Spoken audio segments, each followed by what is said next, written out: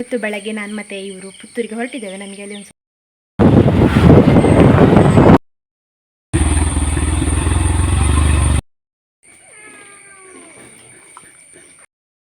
ಈಗ ನೋಡಿ ನಾಯಿಗಳದ್ದು ಭಯ ಉಂಟ ಇವರಿಗೆ, ಚಿಕ್ಕವರಿಗೆ. ಸುಮಾರು ಹಲಸಿನ ಹಣ್ಣು ಉಂಟು, ಸಾಧಾರಣ ಬೆಳೆದಿದೆ ಎಲ್ಲ ಕೂಡ. ಇದು ಒಂದು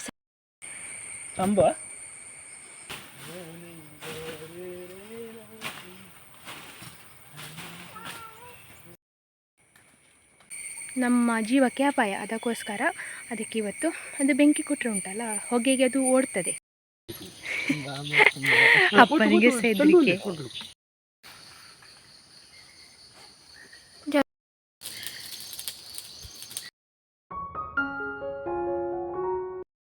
ಹಾಯ್ ಎಲ್ಲರೂ ಕೂಡ ನಮಸ್ಕಾರ. ಎಲ್ಲರೂ ಹೇಗಿದ್ದೀರಾ? ಎಲ್ಲರೂ ಆರಾಮ ಸೌಖ್ಯ ಅಂದ್ಕೊಳ್ತಿದ್ದೇನೆ. ನಾನು ನಿಮ್ಮ ಅನುಷಾಕ್ಷಣ ನಾಯಕ್. ಹಾಗೆ ನನ್ನ ಚಾನಲನ್ನು ನೀವು ಮೊದಲ ಸಾರಿ ನೋಡ್ತಿದ್ದೀರಾ ಅಂದರೆ ಪ್ಲೀಸ್ ಸಬ್ಸ್ಕ್ರೈಬ್ ಮಾಡಿ, ಎಲ್ಲರೂ ಬೆಲ್ಲೈಕನ್ ಒತ್ತಿ, ಹಾಗೆ ನಿಮ್ಮ ಫ್ಯಾಮಿಲಿ ಫ್ರೆಂಡ್ಸ್ ಒಟ್ಟಿಗೆ ಶೇರ್ ಮಾಡೋದನ್ನು ಕೂಡ ಮರಿಬೇಡಿ. ಹಾಗೆ ಕಮೆಂಟಲ್ಲಿ ಪಿನ್ ಮಾಡಿರುವಂತಹ ನನ್ನ ವಾಟ್ಸಪ್ ಚಾನಲನ್ನು ಜಾಯ್ನ್ ಆದರೆ ನಾನು ಎಷ್ಟೊತ್ತಿಗೆ ವ್ಲಾಗ್ಸನ್ನು ಯೂಟ್ಯೂಬಲ್ಲಿ ಹಾಕ್ತೇನೆ, ಅದೇ ಟೈಮಿಗೆ ವಾಟ್ಸಪ್ ಚಾನಲಲ್ಲಿ ಕೂಡ ಹಾಕಿರ್ತೇನೆ. ಆ ಲಿಂಕನ್ನು ಕ್ಲಿಕ್ ಮಾಡಿ ನೀವು ಅದನ್ನು ಜಾಯ್ನ್ ಆದರೆ ನಾನು ಎಷ್ಟೊತ್ತಿಗೆ ವ್ಲಾಗನ್ನು ಅಪ್ಲೋಡ್ ಮಾಡ್ತೇನೆ, ಅದೇ ಟೈಮಲ್ಲಿ ನೋಡ್ಕೊಳ್ಬಹುದು. ಜೂನ್ 21ಕ್ಕೆ ಯಾರ್ದೆಲ್ಲ ಬರ್ತ್ಡೇ ಉಂಟು ನಿಮಗೆಲ್ಲರೂ ಕೂಡ ವಿಶ್ ಹ್ಯಾಪಿ ಬರ್ತ್ಡೇ, ಹುಟ್ಟುಹಬ್ಬದ ಹಾರ್ದಿಕ ಶುಭಾಶಯಗಳು. ಅಮಿತಾ ಅವರು ಕಮೆಂಟ್ ಮಾಡಿದ್ದಾರೆ ಅವರ ಸೊಸೆ ಅಗಮ್ಯ ಅವರ ಬರ್ತ್ಡೇ ಅಂತ. ಅಗಮ್ಯ ಅವರಿಗೆ ವಿಶ್ ಹ್ಯಾಪಿ ಬರ್ತ್ಡೇ, ಹುಟ್ಟುಹಬ್ಬದ ಹಾರ್ದಿಕ ಶುಭಾಶಯಗಳು. ಯಾವಾಗಲೂ ಖುಷಿಯಾಗಿ ನಗ್ತಾ ಇರಿ. ಹಾಗೆ ಜೂನ್ 21ಕ್ಕೆ ಯಾರ್ದೆಲ್ಲ ಬರ್ತ್ಡೇ ಉಂಟು ಅವರಿಗೆ ಈ ವ್ಲಾಗನ್ನು ಶೇರ್ ಮಾಡಿ ಹ್ಯಾಪಿ ಬರ್ತ್ಡೇ ಹೇಳೋದನ್ನು ಮರಿಬೇಡಿ. ನಿಮ್ಮದು, ನಿಮ್ಮ ಫ್ಯಾಮಿಲಿದು, ಕಸಿನ್ಸಿದು, ರಿಲೇಟಿವ್ಸ್ದು, ಮಕ್ಕಳದ್ದು ಯಾರ್ದಾದ್ರು ಬರ್ತ್ಡೇ ಇದ್ದರೆ 2 ದಿವಸ ಮುಂಚೆ ಕಮೆಂಟಲ್ಲಿ ಹೇಳಿ, ನಾನು ಅದನ್ನು ಅದೇ ದಿವಸ ಬೆಳಗ್ಗೆ ವಿಶ್ ಮಾಡ್ತೇನೆ. ಇವತ್ತು ಬೆಳಗ್ಗೆ ನಾನು ಮತ್ತು ಇವರು ಪುತ್ತೂರಿಗೆ ಹೊರಟಿದ್ದೇವೆ. ನಮಗೆ ಅಲ್ಲಿ ಒಂದು ಸ್ವಲ್ಪ ವರ್ಕ್ ಉಂಟು, ಮತ್ತು ದೇವಸ್ಥಾನಕ್ಕೆ ಸಹ ಹೋಗಿ ಬರುವ ಅಂತ. ಹಾಗೆ ಬೆಳಗ್ಗೆ ಬೇಗ ಕೆಲಸ ಎಲ್ಲ ಮುಗಿಸಾಯ್ತು. ಇವತ್ತು ನಮ್ಮಲ್ಲಿ ಮದ್ದು ಬಿಡಲಿಕ್ಕೆ ಇದ್ದಾರೆ. ಹಾಗೆ ಬೆಳಗ್ಗೆದು ತಿಂಡಿ ಅವರಿಗೆ ಮಾಡಿಟ್ಟು, ಅಪ್ಪನಿಗೆ ಸಹ ಮತ್ತು ಊಟ ಎಲ್ಲ ಇಟ್ಟು, ಸಾಂಬಾರೆಲ್ಲ ಪ್ರಿಪೇರ್ ಮಾಡಿಟ್ಟು ಹೋಗ್ತಿದ್ದೇವೆ. ಮಧ್ಯಾಹ್ನದೊಳಗೆ ಬರ್ತೇವೆ. ಹಾಗೆ ನಾನು ಮತ್ತು ಇವರು ಹೊರಟಿದ್ದೇವೆ, ಹೋಗಿ ಬರುವ.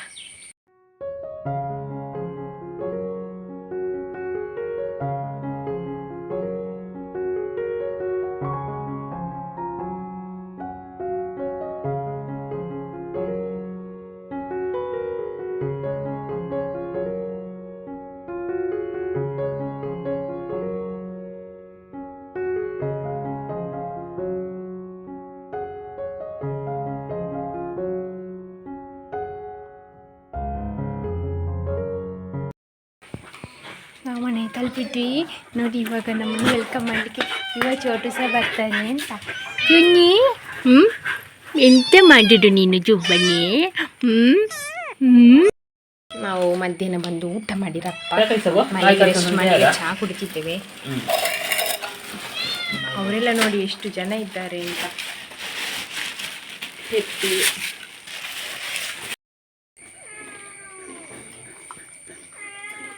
ಅವಳು ಸಹ ಒಲೆ ಹತ್ರ ಕೂತು ಮೀಸೆ ಎಲ್ಲ ಕರಂಚಿಸಿಕೊಂಡಿದ್ದಾಳೆ. ಚುಗ್ಗಿ ಅವಳಿಗೆ ಹೊರಗೆ ಹೋಗ್ಬೇಕು, ಅದಕ್ಕೆ ಕಾಯ್ತಾ ಇಲ್ಲ ಟಿಂಕಿಯಿಂದ ಒಮ್ಮೆ ಸಿಗಲಿ ಮುಕ್ತಿ ಅಂತ. ಈಗ ನೋಡಿ ನಾಯಿಗಳದ್ದು ಭಯ ಉಂಟ ಇವರಿಗೆ, ಚಿಕ್ಕವರಿಗೆ. ಮುಂಚೆ ನನಗೆ ಹೆದರಿಕೆ ಆಗ್ತಾ ಇತ್ತು ಟಿಂಕಿ ಎಲ್ಲಾದರೂ ಹಿಡಿತಾನ ಅಂತ. ಈಗ ದೊಡ್ಡಾದ್ಮೇಲೆ ನೋಡಿ ಎಷ್ಟು ಕಂಫರ್ಟೇಬಲ್ ಅಂದರೆ ಟಿಂಕಿ ಮೇಲೆ ಬೇಕಾದರೂ ಹೋಗಿ ಮಲಗ್ತಾರೆ. ಅವಳೊಬ್ಳು ಅಲ್ಲೇ ಇದ್ದಾಳೆ ನಿದ್ದೆ ಮಾಡಿಕೊಂಡು. ಇವತ್ತು ನಾವು ಪುತ್ತೂರಿಗೆ ಹೋಗಿದ್ದೆವು, ಅದು ಸ್ವಲ್ಪ ವರ್ಕ್ ಇತ್ತು, ಹಾಗೆ ಮುಗಿಸಿ ಅದಕ್ಕಿಂತ ಮುಂಚೆ ದೇವಸ್ಥಾನಕ್ಕೆ ಹೋಗ್ಬೇಕು ಅಂತ ಅಂದ್ಕೊಂಡದ್ದು. ಮತ್ತು ಅಲ್ಲಿ ರಶ್ ಇತ್ತು ಅಂತೇಳಿ ಹೋಗ್ಲಿಕ್ಕಾಗಲಿಲ್ಲ. ಮತ್ತು ಬರುವಾಗ ಹೊತ್ತಾಗ್ತದೆ ಅಂಥೇಳಿ ಹೊರಗಿಂದಲೇ ಕೈ ಮುಗಿದು ಬಂದೆವು. ಇಲ್ಲಾದರೂ ಹೋಗಬೇಕು ಅಂತ ಅಂದ್ಕೊಂಡದ್ದು. ನೋಡೋಣ, ನೆಕ್ಸ್ಟ್ ಟೈಮ್ ಹೋದಾಗ ದೇವಸ್ಥಾನಕ್ಕೆ ಹೋಗಬೇಕು.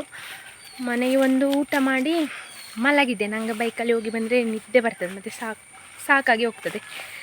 ಹಾಗೆ ಮಲಗಿ ಈಗ ಚಾ ಎಲ್ಲ ಕುಡಿದು ತೋಟಕ್ಕೆ ಬಂದದ್ದು ಹುಲ್ಲಿಗೆ. ಇವತ್ತು ನಮ್ಮಲ್ಲಿ ಮದ್ದು ಬಿಡಲಿಕ್ಕೆ ಇತ್ತಲ್ಲ, ಕಂಪ್ಲೀಟಾಗಿ ಆಯಿತು. ಇನ್ನು ನೆಕ್ಸ್ಟ್ ತಿಂಗಳ ಯಾವಾಗಂತ ಗೊತ್ತಿಲ್ಲ ಬಿಡಲಿಕ್ಕೆ. ಅಂತೂ 2ನೇ ಕೊಯ್ಲಿದು ಮದ್ದು ಬಿಟ್ಟು ಕಂಪ್ಲೀಟ್ ಆಗಿದೆ, ಮಳೆ ಸಹ ಇಲ್ಲ. ಹಾಗೆ ಅವರಿಗೆ ಪೇಮೆಂಟ್ ಎಲ್ಲ ಆಯಿತು, ಅವ್ರು ಹೋಗಿ ಕೂಡ ಆಯಿತು. ಈಗ ನಾವು ಹುಲ್ಲು ಹಿರಿದು ಒಂದು ಕಟ್ಟ ತಗೊಂಡೋಗಿ ಹಾಕಿ ಹಲಸಿನ ಹಣ್ಣು ಕೊಯ್ದುಂಟು, ಅದನ್ನು ಸಹ ಮನೆಗೆ ಕೊಂಡೋಗಿ ಹಾಕಲಿಕ್ಕೆ ಉಂಟು. ಶಂಭು ಇದ್ದಾನೆ ನೋಡಿ, ಶಂಭು ಹಾಕೊಳ್ಳಿ ಒಟ್ಟಿಗೆ. ನಿನ್ನೆ ಸಹ ಬಂದಿದ್ದಲ್ಲ, ಮತ್ತು ಅವನು ನಾನು ಬಂದು ಕರ್ಕೊಂಡು ಹೋದ್ದು. ಇಲ್ಲೇ ಕೂತ್ಕೊಂಡಿರ್ತಾನೆ ಅವ, ಬೇಕಾದರೆ ತೋಟದಲ್ಲೇ ಇರ್ತಾನೆ.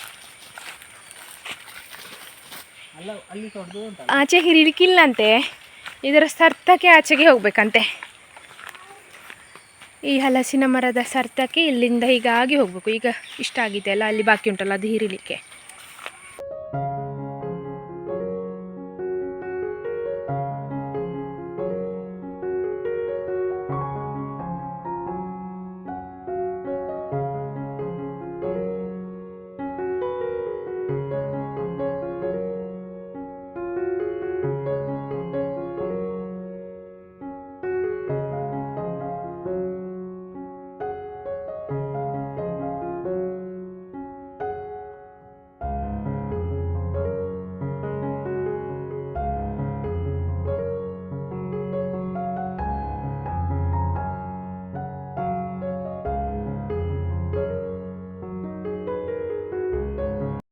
ಆಯಿತು, ಒಂದು ಕಟ್ಟ ಹುಲ್ಲಾಯಿತು.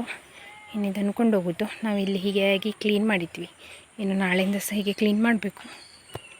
ಶಂಭು ಇದ್ದ, ಅವನಿಗೆ ಒಂದೆರಡು ಮಿಡತೆ ಸಿಕ್ಕಿತ್ತು ಅಲ್ಲ ಶಂಭು? ಹೋಗುವನಾ? ಹೋಗುವಲ್ಲ, ಹೋಗುವ ಮನೆಗೆ.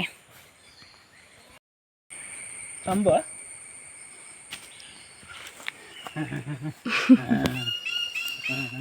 ಭಾರಿ ಪ್ರೀತಿ ಅವನಿಗೆ. ಈಗ ಅವನನ್ನು ಸೆತ್ಕೊಂಡು ಬರ್ಬೇಕಷ್ಟೇ ನಾನು, ಇಲ್ಲಾಂದರೆ ಇಲ್ಲೇ ಕೂರ್ತಾನೆ ರಾತ್ರಿ ಇಡೀ. ಹುಲ್ಲಾಯಿತು, ಹುಲ್ಲು ಇವರು ತಗೊಂಡೋಗಿ ಹಾಕ್ತಾರೆ. ನಾನೀಗ ಕೆಳಗೆ ತೋಟಕ್ಕೆ ಹೋಗ್ತಿದ್ದೇನೆ, ನಮ್ಮ ಮನೆಯದ್ದು. ಹಾಗೆ ಅಲ್ಲಿ ಒಂದು ಹಲಸಿನ ಮರದ್ದು ಹಲಸಿನ ಹಣ್ಣು ತೆಗೆದದ್ದು ಉಂಟು. ಹಣ್ಣು ಅಲ್ಲ, ಕಾಯಿ ಅಂತ ಹೇಳ್ಬೋದು. ಹಾಗೆ ಕಾಯನ್ನೆಲ್ಲ ತಿಕ್ಕೊಂಡು ಬಂದು ಮನೆಗೆ ಆಗ್ಲಿಕ್ಕೆ ಇಳಿದ್ದಾರೆ ಅಪ್ಪ. ಮತ್ತು ಎಂತ ಗೊತ್ತುಂಟ, ಅವರಿಗೆ ಹತ್ತಿ ಕೊಯ್ಲಿಕ್ಕೆ ಆಗೋದಿಲ್ಲಲ್ಲ, ಅದಕ್ಕೆ ಕೇಶವಣ್ಣ ಹೇಗೂ ಮದ್ದು ಬಿಡಲಿಕ್ಕೆ ಬಂದಿದ್ದು, ಅವರ ಕೈಲೇ ಕೊಯ್ಸಿದ್ದು. ಕೆಲವೆಲ್ಲ ಕಾಯಿ ಇರ್ಬೋದು, ಇನ್ನು ಕೆಲವು ಬೆಳೆದಿರ್ಬೋದು. ಅದಾದ್ರಷ್ಟಕ್ಕೆ ಹಣ್ಣು ಆಗ್ತದಲ್ಲ, ಅದಕ್ಕೋಸ್ಕರ. ಮತ್ತು ಮೊನ್ನೆಯಿಂದ ಅದು ಕೊಳ್ತು ಬೀಳ್ತಾ ಉಂಟು, ಕೊಯ್ಲಿಕ್ಕಾಗದೆ, ಜನ ಸಿಗದೆ. ಹಾಗೆ ಅದನ್ನು ಕೊಂಡೋಗಿ ಒಮ್ಮೆ ಮನೆಗೆ ಹಾಕ್ಬಿಟ್ಟು ನಾನು ಅದನ್ನು ತುಂಬಿಸಲಿಕ್ಕೆ ಬಟ್ಟೆ ತಗೊಂಡು ಹೋಗ್ತಿದ್ದೇನೆ. ಸುಮಾರು ಹಲಸಿನ ಹಣ್ಣು ಉಂಟು, ಸಾಧಾರಣ ಬೆಳೆದಿದೆಲ್ಲ ಕೂಡ. ಇದು ಒಂದು ಸರಿ ಕೊಂಡು ಹೋದರೆ ಆಗಲಿಕ್ಕಿಲ್ಲ, ಇವರೆರಡು ಸಲ ಬರಬೇಕಾದಿತ್ತು. ಎಲ್ಲ ಕೊಯ್ದಿದ್ದಾರೆ. ಒಂದು ಕೆಳಗಿತ್ತಾಯ್ತಾ, ಅದು ಇಟ್ಟಿದ್ರೆ ಚೆಂದ ಇತ್ತು. ಇದು ಚಿಕ್ಕದು, ಅದನ್ನು ಸಹ ಕೊಯ್ದರು. ಮರದಲ್ಲಿದ್ದದೆಲ್ಲ ಕೊಯ್ದಿದ್ದಾರೆ. ಇನ್ನಿಲ್ಲ, ಉಂಟು, ಚಿಕ್ಕ ಚಿಕ್ಕದೆಲ್ಲ ಉಂಟು, ಕೊಕ್ಕೆಯಲ್ಲಿ ಕೊಯ್ಬೇಕಷ್ಟೇ. ಅವರು ಬಂದು ಹಲಸಿನ ಹಣ್ಣು ಕೊಂಡು ಹೋಗ್ತಿದ್ದಾರೆ ನೋಡಿ. ಎಲ್ಲ ಆಗಲಿಕ್ಕಿಲ್ಲ, ನಾವು ಇನ್ನು ನಾಳೆ ಬಂದು ಕೊಂಡೋಗೋದು.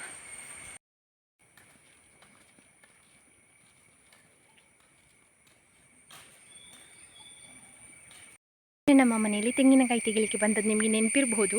ಆದರೆ ಅವರು ಒಂದು ತೆಂಗಿನ ಮರದ್ದು ತೆಂಗಿನಕಾಯಿ ತೆಗೆಯುವಷ್ಟರಲ್ಲಿ ಅವರಿಗೆ ಅದು ಕಣಜ ಅಂತ ಹೇಳ್ತಾರಲ್ಲ, ಅದು ಕಚ್ಚಿತ್ತು. ಅದು ಸಹ ದಪ್ಪದಿರ್ತದಲ್ಲ, ಅದು ಅವ್ರು ಹೇಳಿದರು 4-5 ಸಲ ಅದಕ್ಕೆ ಕಚ್ಚಿದರೆ ಮನುಷ್ಯ ಅಲ್ಲೇ ಡೆತ್ ಆಗ್ತಾರಂತೆ. ಅಂದರೆ ಅಷ್ಟು ಪವರ್ಫುಲ್. ದೊಡ್ಡ ಅದರದ್ದು ಗೂಡುಂಟು ನಮ್ಮ ತೆಂಗಿನ ಮರದಲ್ಲಿ. ಅಂದರೆ ಕಳೆದ ವರ್ಷ ತೆಂಗಿನಕಾಯಿ ತೆಗೆದದ್ದು, ಆಮೇಲೆ ಅದನ್ನು ಈ ವರ್ಷ ತೆಗಿಲಿಕ್ಕೆ ಆಗಲಿಲ್ಲಲ್ಲ. ಈ ವರ್ಷ ಈಗ ತೆಗೆಯುವಾಗ ನಮಗೆ ಗೊತ್ತಾದ ಅದರಲ್ಲಿ ಒಂದು ಗೂಡುಂಟು ಅಂತ. ಅವರಿಗೆ ಒಂದು ಕಿವಿಗೆ ಕಚ್ಚಿದೆ ಮಾತ್ರ, ಮತ್ತು ಅವರು ರಪ್ಪ ಇಳಿದ್ರು ಕೆಳಗೆ. ಹಾಗೆ ಮತ್ತೆ ಜಾಸ್ತಿ ತೊಂದರೆ ಆಗಲಿಲ್ಲ. ಮತ್ತು ಅದನ್ನು ನಿಮಗೆ ತೋರಿಸ್ಲಿಕ್ಕೆ ಸಾಧ್ಯ ಇಲ್ಲ, ಯಾಕೆ ಗೊತ್ತುಂಟು, ಅದು ತುಂಬ ಮೇಲುಂಟು. ಸಾಧ್ಯದಷ್ಟು ಫೋಕಸ್ ಮಾಡ್ತೇನೆ ತೋರಿಸ್ಲಿಕ್ಕೆ. ಅದಕ್ಕೆ ಇವತ್ತು ನಾವು ಬೆಂಕಿ ಕೊಡುವ ಅಂತಿದ್ದೇವೆ. ಯಾಕೆ ಗೊತ್ತುಂಟ, ತೆಂಗಿನಕಾಯಿ ತೆಗಿಲಿಕ್ಕೆ ಬಂದರೆ, ಇಲ್ಲ ಅಂತೇಳಿದರೆ ಏನಾದರೂ ತಾಗಿ ಹೋದರೆ, ಅದು ನಮಗೆ ಕಚ್ಚಿದರೆ, ಗೊತ್ತಿಲ್ಲದ ಕಚ್ಚಿ ಹೋದರೆ ಕಷ್ಟ, ಅಂದರೆ ನಮ್ಮ ಜೀವಕ್ಕೆ ಅಪಾಯ. ಅದಕ್ಕೋಸ್ಕರ ಅದಕ್ಕೆ ಇವತ್ತು ಅದು ಬೆಂಕಿ ಕೊಟ್ಟರೆ ಉಂಟಲ್ಲ, ಹೊಗೆಗೆ ಅದು ಓಡ್ತದೆ. ಬೇರೆ ಕಡೆ ಎಲ್ಲಾದರೂ ಹೋಗಿ ಗೂಡು ಮಾಡ್ಬೋದು, ಇಲ್ಲಿಂದ ಹೋಗ್ತದೆ. ಮತ್ತು ಅದರದ್ದು ಗೂಡು ಕೆಳಗೆ ಬಿದ್ದರೆ ಮತ್ತು ಅದು ನಮಗೆ ತೊಂದರೆ ಕೊಡೋದಿಲ್ಲ ಅಂತೆ. ಹಾಗೆ ಅಂತೇಳಿ ನಮಗೆ ಬಂದವರೆಲ್ಲ ಸುಮಾರು ಜನ ಸಜೆಷನ್ ಕೊಟ್ಟರು. ಈಗ ಮನೆಗೆ ಮದ್ದಿಗೆ ಬಂದವರು, ಮದ್ದು ಬಿಡಲಿಕ್ಕೆ ಬಂದವರು ಸುಮಾರು ಜನ ಹೇಳಿದರು, ಅದಕ್ಕೆ ಒಂದು ಕೋಲಿಗೆ ಇದು ಕಟ್ಟಿ ಅದಕ್ಕೆ ಸ್ವಲ್ಪ ಹೊಗೆ ಥರ ಬಿಡಿ, ಮತ್ತು ಅದು ಹೋಗ್ತದೆ, ರಪ್ಪ ಹೋಗ್ತದೆ. ಹಗಲು ಬಿಟ್ಟರೆ ಅದು ನಮಗೆ ಬಂದು ಕಚ್ಚದಂತೆ, ಅದಕ್ಕೆ ರಾತ್ರಿ ಮಾಡಿ ಅಂತ.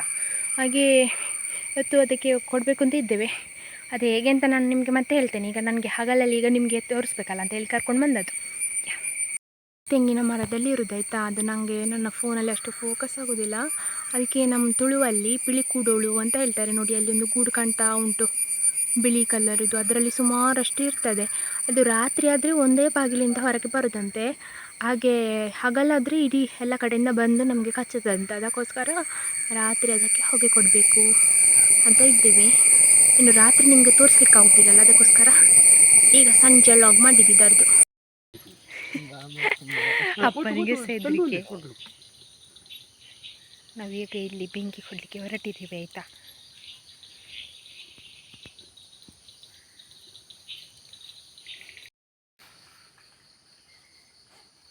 ಯಾವ್ದೇ ಪಾವತ ಪಾವತ